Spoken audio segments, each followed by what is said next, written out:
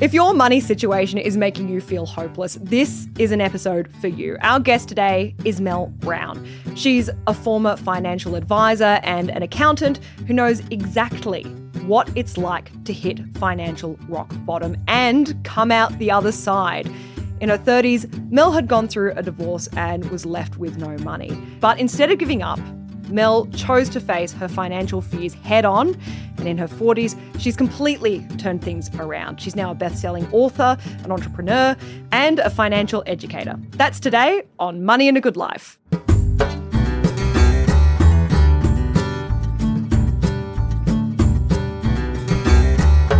My name's Stephanie Coombs, and as always, I'm here with my co-host, my mate, the money expert, Ryan Watson. How are you? I'm really good, Steph. And Sydney side, I'm loving it. Yeah. Blue skies, it's so no good rain. to have you in the best city in Australia. Well, allegedly. Your harbour goes all right. Thank you. We built it ourselves.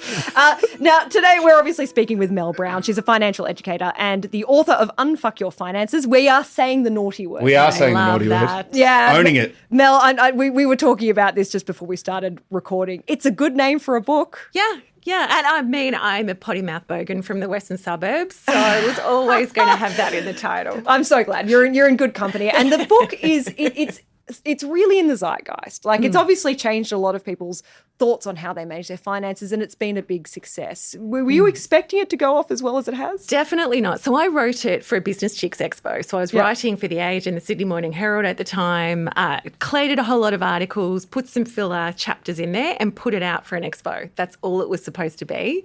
And Allen and Unwin came along and said, hey, we really like this. Can we take it and can we publish it? I went, sure. Yeah, why not? And it's now a global bestseller. It's in Dutch, it's in Mandarin, it's in the UK, it's the US. It's I think crazy. You're saying in third edition? Yeah, well? third edition in January, which is exciting. So let's first of all start with your story, because I think it is a really compelling story. You went through a divorce and you ended up in, I think, what is a reasonably perilous situation, I think it's fair to say. Yeah. What happened? So when my first husband and I divorced, and I call him my first husband to keep my second husband on his toes. Yeah. He turned to me during the divorce proceedings and said, you're never going to make it on your own. And he's a good bloke, but we say stuff in the height of the emotion, and I'm petty. So my response was, well, screw you, I'll show you. So I gave every cent of my divorce, but also because I'm petty, I took every cent from my business and personal bank account and gave it to Opportunity International, so that he could never say that anything from that point was a result of him. Oh. So no money for bond, no money for cash flow, nothing. And I've had people say to me, wow, what a boss move. It was such a stupid move. It was such an emotional move. And it's one I see too many people make. Now, not to that extent, but where they'll say, ugh, just have it, because I'm so done and I just want this to be over. I want the line in the sand. And the end result's the same. You're in a worse place than you could have been. And as you said, I was in a perilous place, especially if I didn't know money.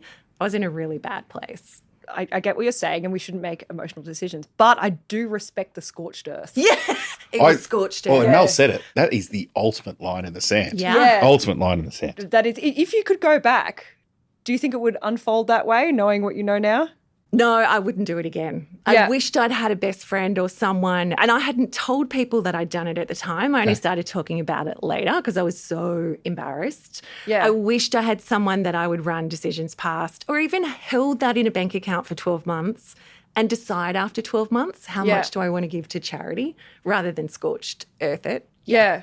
I mean, but like it is such a... It is a really compelling storyline now. It's a good story now. It is a good, like, now that I've come back, now that you're great story now out of that, because it does show though, like you can start, and if things go badly, because it might not be a divorce, it might be something else that you can sort of. It can be illness, it can be a retrenchment, it can be anything that you don't expect. Yeah. So going back to that time though, do you remember a time where you think like this is actually kind of the low point? Yeah, it was, I'd moved into a frat house with 5 mates, which was fun, don't get me wrong, but I'm in a mouldy basement bedroom, single bed, mouldy ceiling, everything that I owned fit in that bedroom. And friends were having babies and buying houses. And I just remember lying there going, I am mortified. Like, this is not where I pictured the age and stage that I would be. So that was the low point for me, where I was then, by that stage, in 5 figures of debt, needed to pay super, I needed to pay wages. That was my only option. Yeah.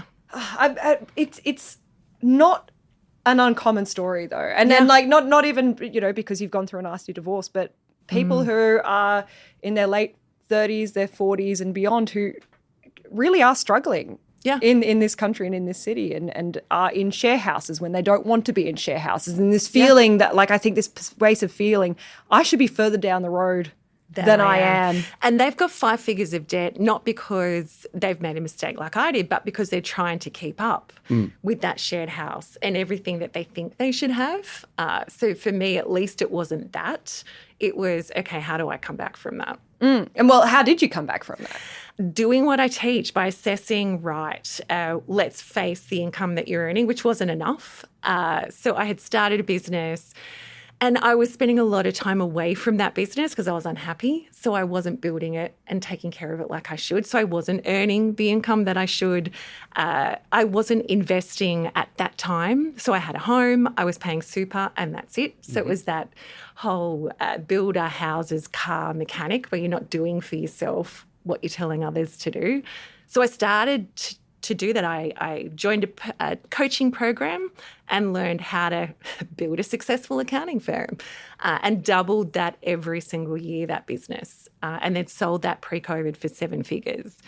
I learned to invest. It was back then, there weren't necessarily podcasts, there weren't apps that you could invest with. So I had a broker that I would invest with.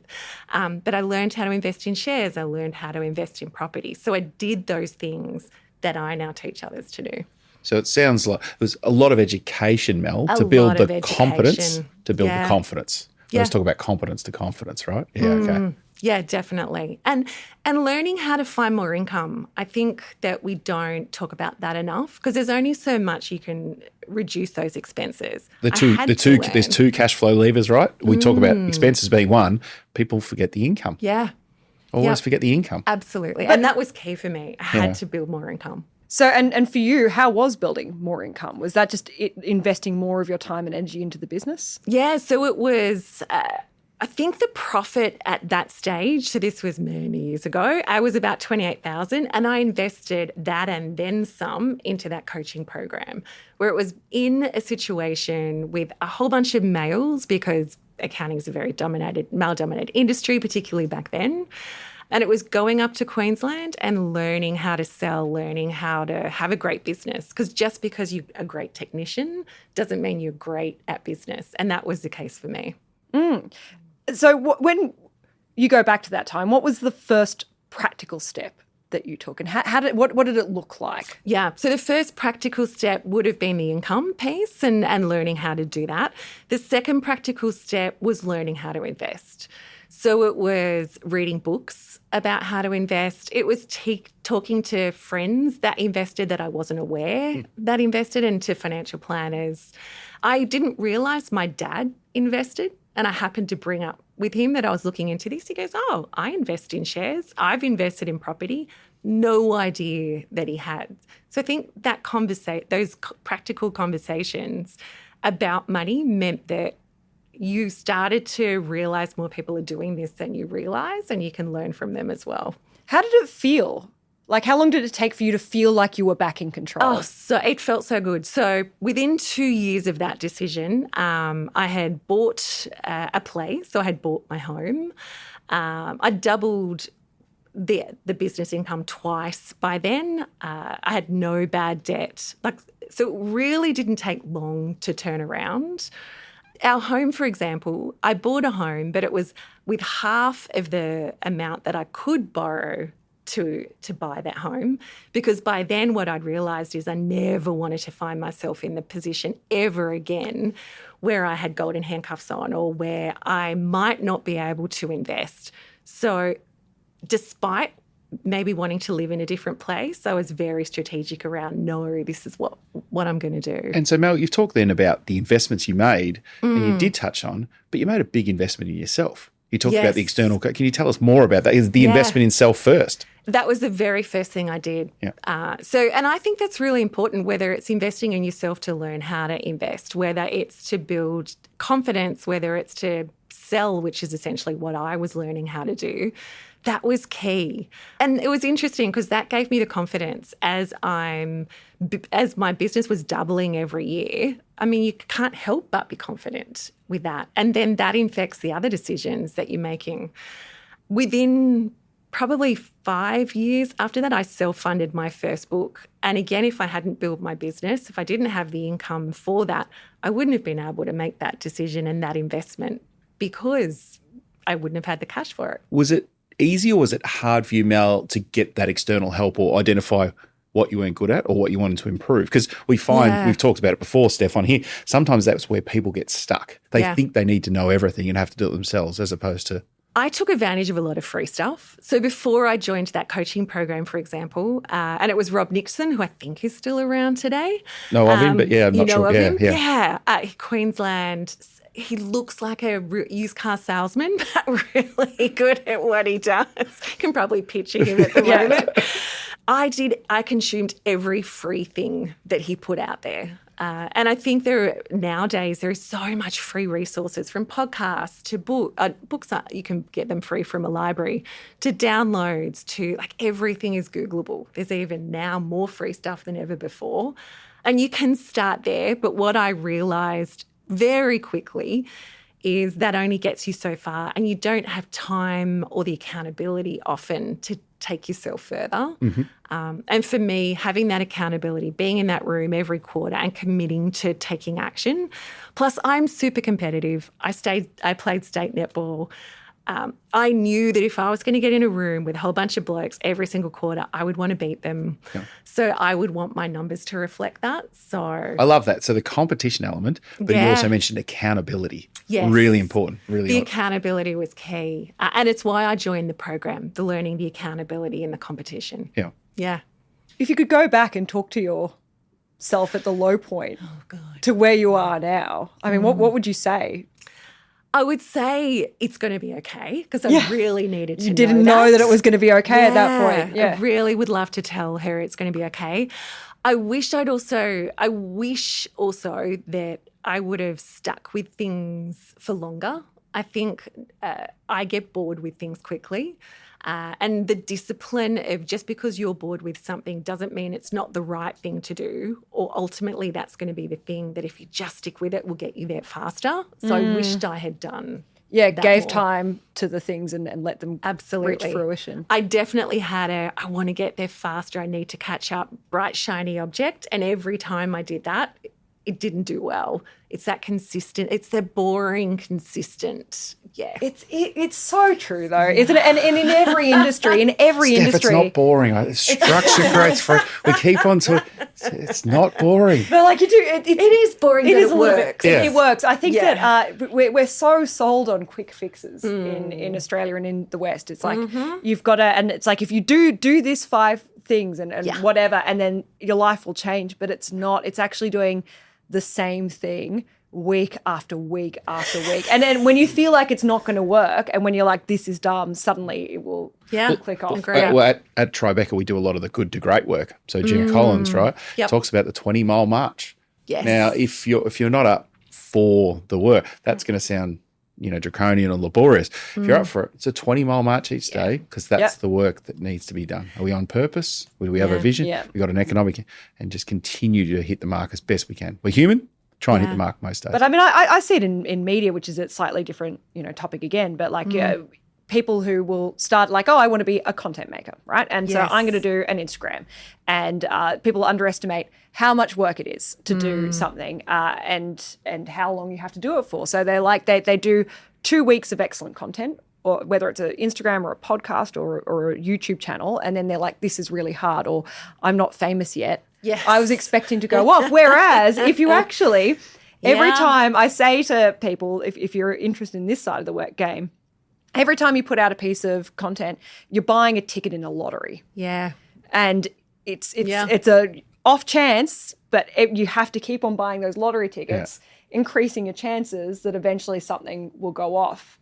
But the only thing that matters, the only metric that matters over downloads or views is how many weeks in a row have you done it. Yeah. Is what I think. And if you can't do it, then it's not for you. And I think that just echoes across every industry. Oh, absolutely. It's certainly there in investing.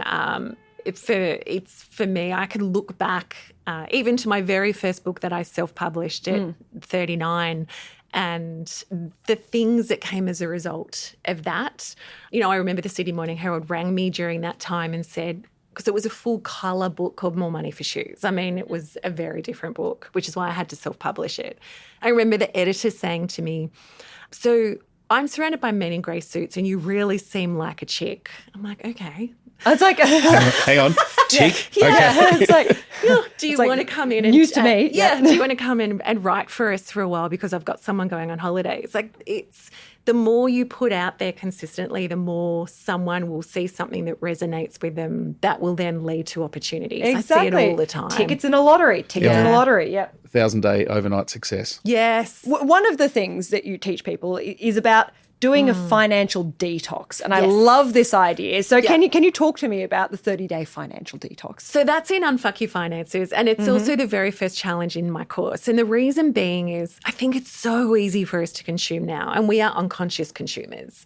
If I said to you, how much did you spend last weekend? Like, most people can't tell you because, I mean, I don't have credit cards consciously on my phone, but you can tap on your phone. You can tap. I thought Mel was going to ask us then. I was like, yeah, exactly. Yeah. I was going to, but I felt mean like, if you. I figured I knew the answer. I honestly, You first, Steph. You first. I honestly cannot remember what I did last weekend. Which is the point. It's like, I can't remember what I was doing yesterday. How much was your last coffee?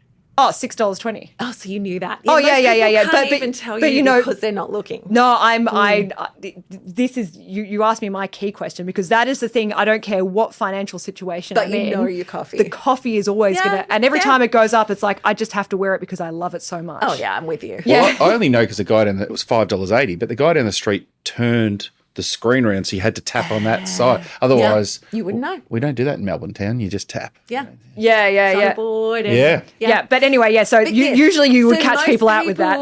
They don't know the answer. And we have become consumer zombies. Like, we just don't know. So the 30-day detox is designed to put you back in the driver's seat of your finances again. So the theory is you choose what you're detoxing from. So for me, it's books, magazines, clothes, shoes. For my husband, it's his second coffee of the day and lunch. So he doesn't buy that, but he can do whatever he wants after that. And for 30 days, the idea is when you go to spend on that, which invariably you will, you don't beat yourself up because you failed. You ask the question, what's the emotion behind that? Is it because I'm bored? Is it because it's just become a habit? Because it's Friday night, my partner's sitting there watching the football. I've got a glass of wine. I'm scrolling on Insta and I'm bored. Okay, what can I swap to instead? Is it because I'm just not organised and I actually need to be organised for the week? So it's a Sunday cook-up so that I have my lunches prepared, and that's the thing. So it's asking the question, what's the emotion behind it?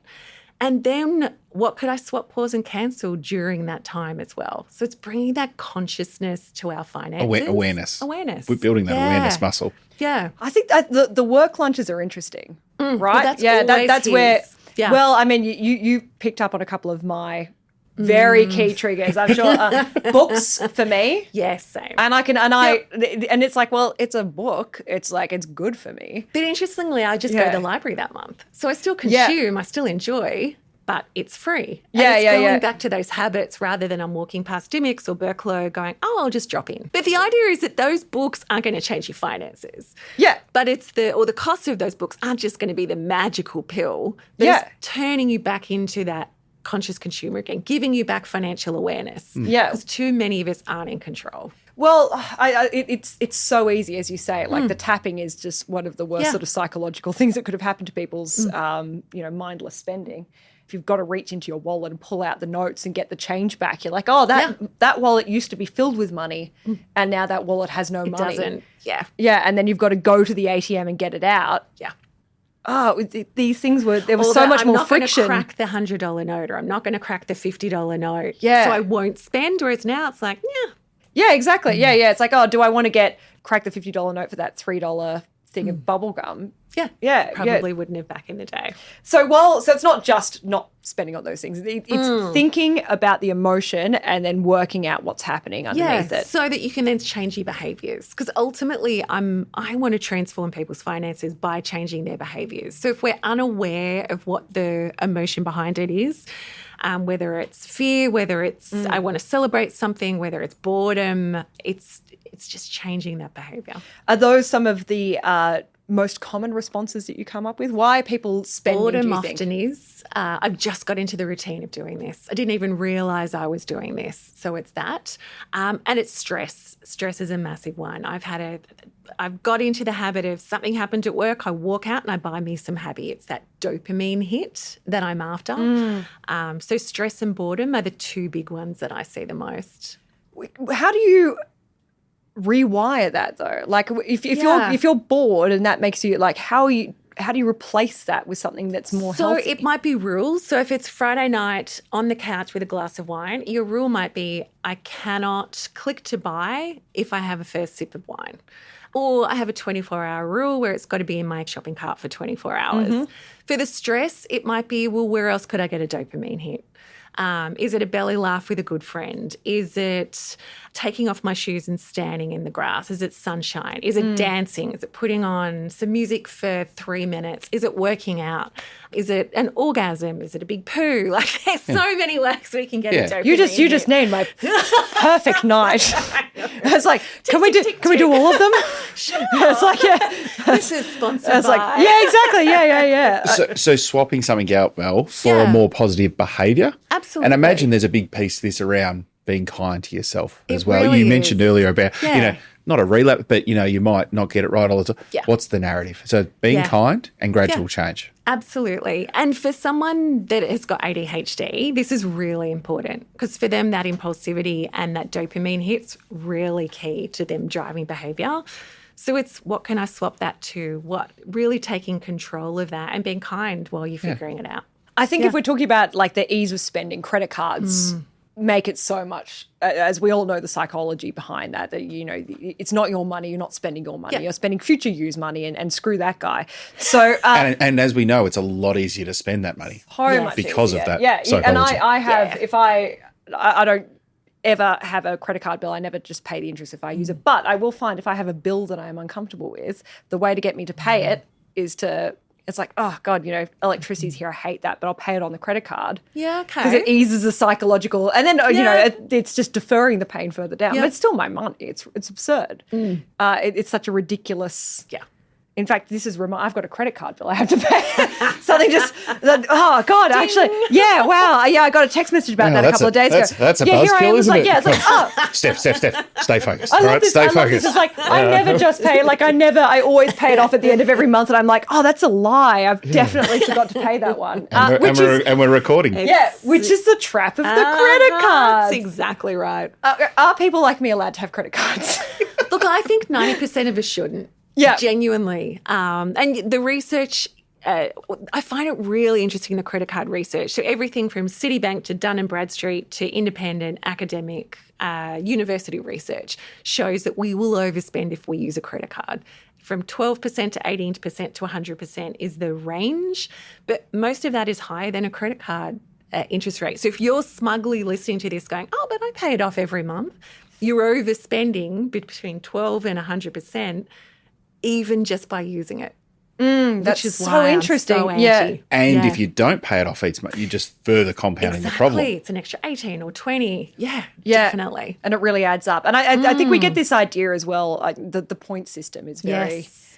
I've got a few people who are points earners and churners, but that's also how they can get you too, right? Absolutely. And my grandma used to say, if something's too good to be true, it probably is. And I don't look at banks as benevolent, charitable institutions. So, I'm thinking the point system isn't something they're going, oh, thanks for that. Here you go, just because we're nice. It might just be in their self-interest. It might just be in their self-interest. So we've run the numbers and we'll put a freebie down in show notes. We've put a case study together where we looked at what's the ABS say is the average household spend.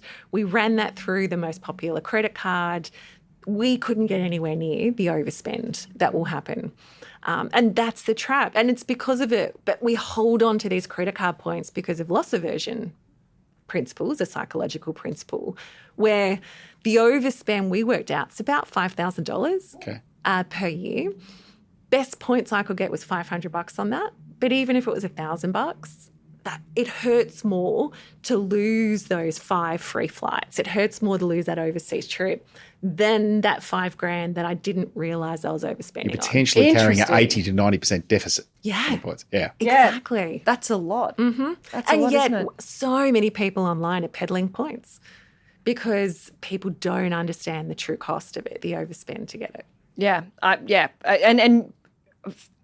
No judgment if that's anyone who's listening, because you are up against some of the system. Smartest, a system that's Yeah. employed by people whose job is to try and get you to do psychologically things that are not in your best interest. Exactly. It's like, and for business owners, look, sure, it's probably worth it. Like, I'm not going to overspend with the tax office, with Officeworks, with maybe some Officeworks, but rent. Like, I'm not going to overspend there. But for people, like, I wouldn't have a personal credit card. I know I'm going to go overspend with Net-a-Porter. I just am. That sale is just going to hook me in every year. But also, I've had people DM me on Insta to say this was not me. I just totally disagreed with you. Then I went on holidays and then came back to the credit card bill and, oh my gosh, I didn't realise. Yeah. yeah. So it is. Yeah. It's real. Think about it is the only is the best advice. Just think about that maybe there's something there that you haven't really considered, but might actually be costing you more money than you think. You've got another book which is about budgets not working. It's called Budgets Don't Work. Yep. So what does work? If budgets don't work, what does work? So for that book, I worked with so many people who just hated budgets. And there was a emeritus professor from the Bristol University in the UK that discovered that budgets don't work long term for most of us, in the same way that diets don't work. What works is healthy eating and moving regularly, not restrictive diets. What works is having a great system of multiple bank accounts, understanding who you are, not having bad debt, automating payments to bank accounts and eating to what's left. So it's having a system, like it's Structure creates having freedom. Structure. Yeah, cash flow, I think is we've got a really good episode. Oh no, you'll win me at one point. Well, I'm coming around to it, but we do. I'm not changing. Yeah, so exactly. This is what we're doing. One of us, This is what we're doing. That's But how it is. It's like you can find different things you can do to add in, but at the end of the day, like the boring is the thing that works ultimately.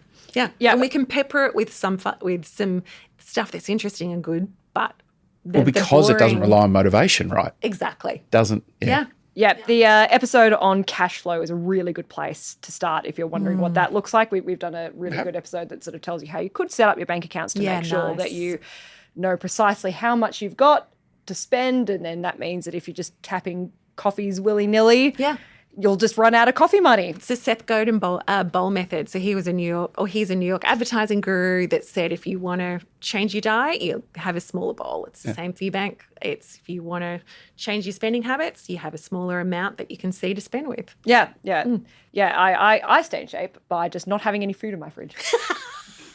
And it's like no temptation, no food. I don't have chocolate in the house. Can't have it. Exactly. Same thing. And then I go back to my family house and just regress to this, garbage disposal from whatever's like in the cupboard. on there. Yes, exactly. And they're like, Stephanie, get out of there. I'm like, you can't stop me. But we're all adults here though. But for those listening, there was hand movements. Yeah, exactly. Yeah, me shoveling the food towards my mouth. But yeah, I think that psychology is that sometimes you've got to actually force yourself to behave. Yeah. Structure. Yeah, structure. All right, fine. Structure. All right, okay. I'll have some structure. And another topic that you've spoken, I think, really well about is how women how women view money differently to men, and how women have this sense of their own financial stability falling off a cliff. Yeah, absolutely. At a certain point, which is so interesting. So talk a little bit about that. So I post regularly about compound interest and compounding returns, and often use a 30-year time period. Almost every time I post, we probably would have someone DM or comment to say, but I am 30, I don't have 30 years. But I'm 40, I don't have 30 years. But I'm 50, I don't have 30 years. I've never had a guy say that to me. And I've talked to, I'd be curious to see if you've ever had a guy say that to you. No, we haven't. Yeah. And it's interesting, even I'm 44 myself, and the average 44-year-old these days has a life expectancy of 100. Yeah. And that's the So thing. It's you're going to be here a lot longer. Yeah. So it's being as women, we're going to outlive you. Yeah. So we actually, and I think for women, though, they're looking at earning power and they're going, but I'm 40, I don't have 30 years. And my response is always, but who said? We need to learn how to find more cash outside of our incomes. And again, that's something that we teach. It's how could I find more cash? It's not a side hustle. That's not just me going and getting a second job so that I can continue to invest in my 70s, in my 80s, or however long I've left it till. But it is a very ageist society that we live in.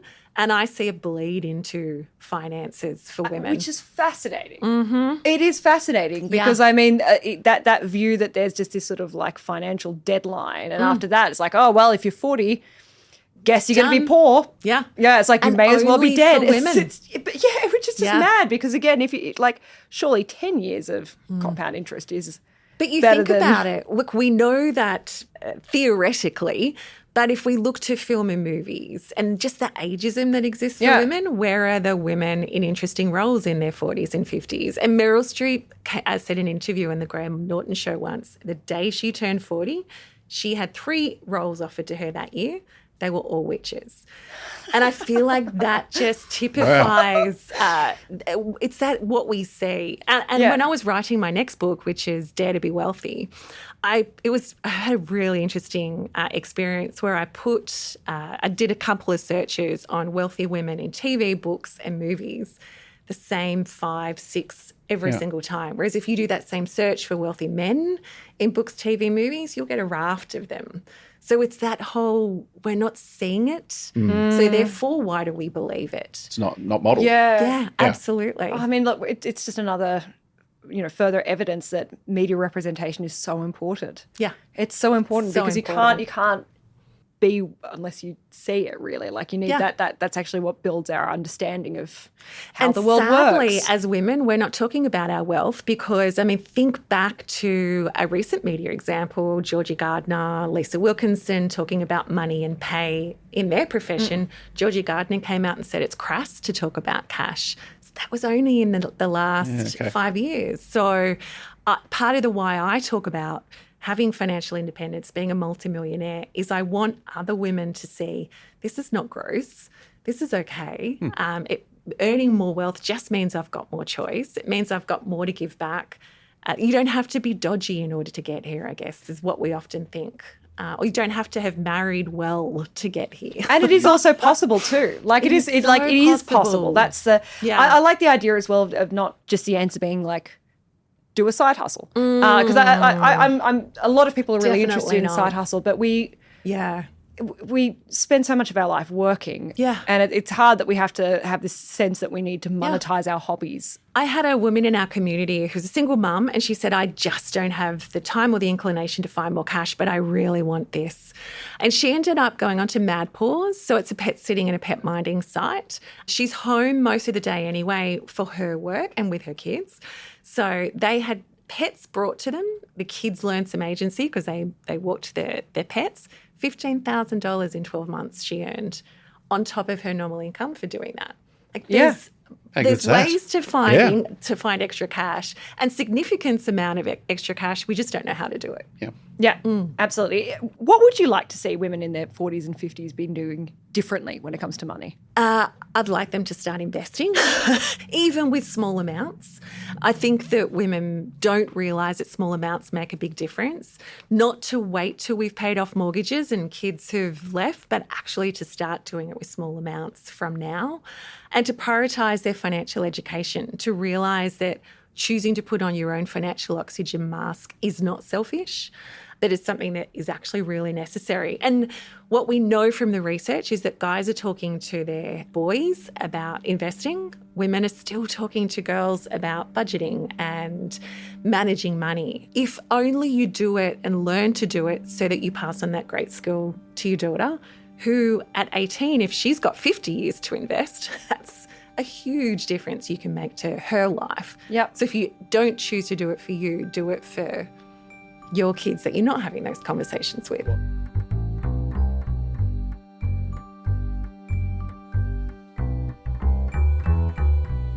What a great message, Steph. Oh, what a great message. I so agree. And the idea that women are taught to save and men are taught to invest, I still think that rings true. I love the idea. There are a couple of really key messages that I'm taking away from this. Firstly, it's never too late to turn things around. Yes. And you should always be sort of looking and building for the future. And there's plenty of opportunity to do that. As you said, there are some amazing free resources that you've got, and we will have those in the show notes.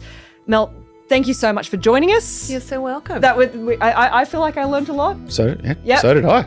That was great. And if you do think that you got any value out of this episode, please make sure that you keep on following Money and a Good Life wherever you're listening to this podcast now. And we'll see you next time.